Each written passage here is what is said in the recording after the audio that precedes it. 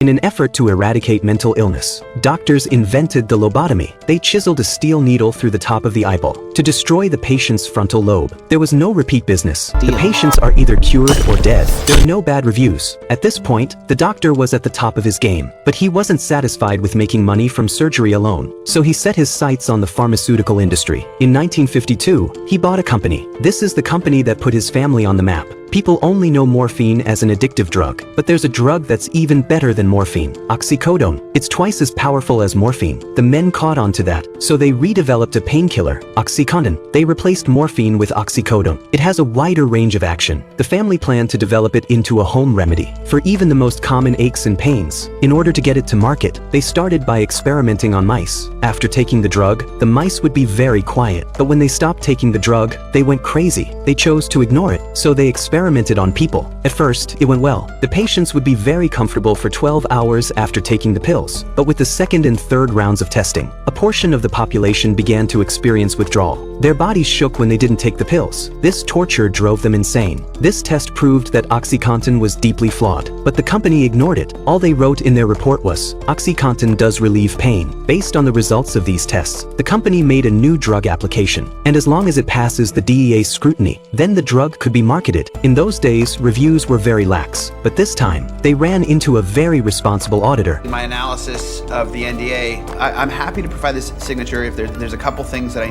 we need to address. The auditors saw what the company had done in the application. They overstated the efficacy of the drug. They didn't talk about the side effects. The application was rejected. The executives had another meeting. The family came up with a plan. First, they need to know how much money the target wants. Number 2, what he likes. Third, what he's afraid of. And fourth, to give him the ultimate thrill of his life. These 4 steps go down. No one can afford it, including auditors. The company booked a room in a 5-star hotel. The auditor was only in there for 3 days. When he came out, he passed the application. Meanwhile, a year later, he became an employee of pharmaceuticals.